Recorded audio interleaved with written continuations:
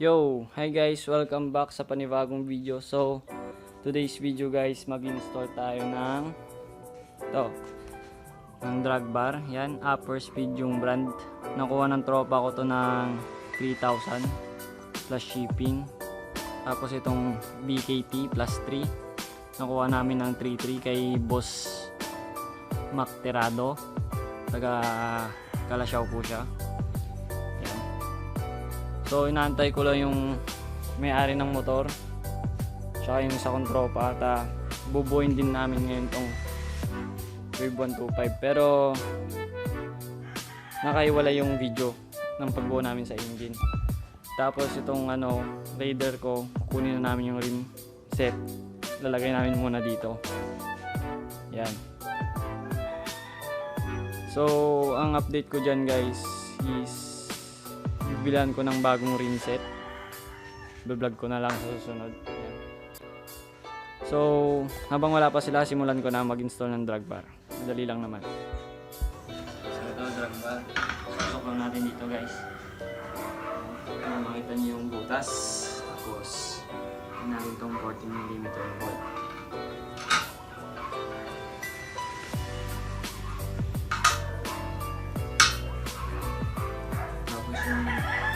Sa stock na handlebar, yan to, yan sa likod. Tapos yung 17mm na nut.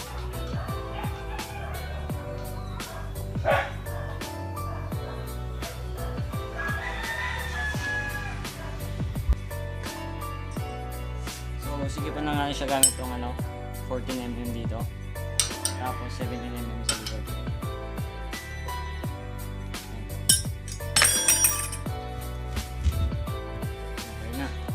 So yun guys, kinabit ko muna pansamantala yung double stand niya para may kabit ko to ng maayos.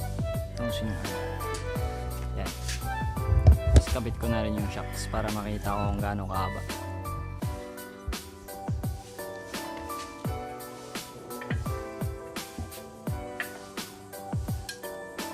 So guys, ito isusuksok na lang doon. Yan. Itong axle na ito pala guys, ito yung ginagamit ng mga Sniper 150 kapag nagwe-wave hub sila sa likod, tapos swing arm. Kasi itong axle na to sakto sa bearing ng wave. Yan. Ito yung ginagamit na pang-convert, tinatabasan lang ito guys. Nag-convert na kasi ako dati ng Sniper bike. Pag-install nyo itong 14mm dito, sa kabila 17.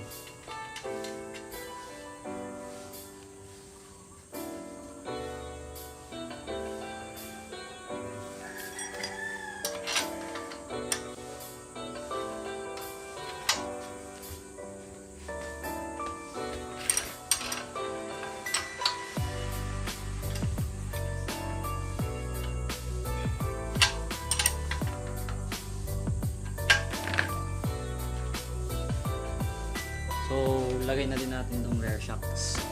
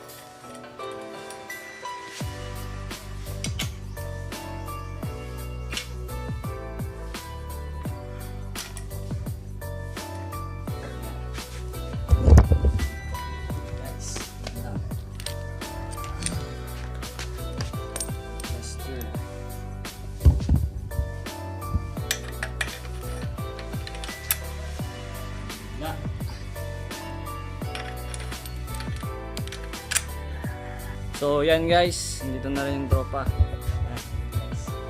So tapos ko na na-install tong handlebar at saka yung swing arm, saka yung shocks.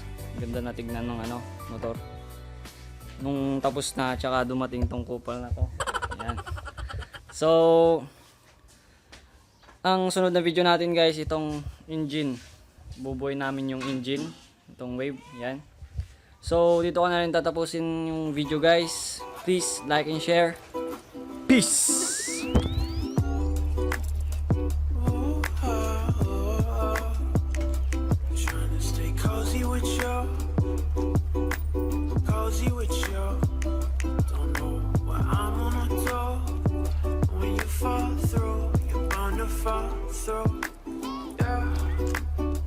Will you catch me when I'm falling?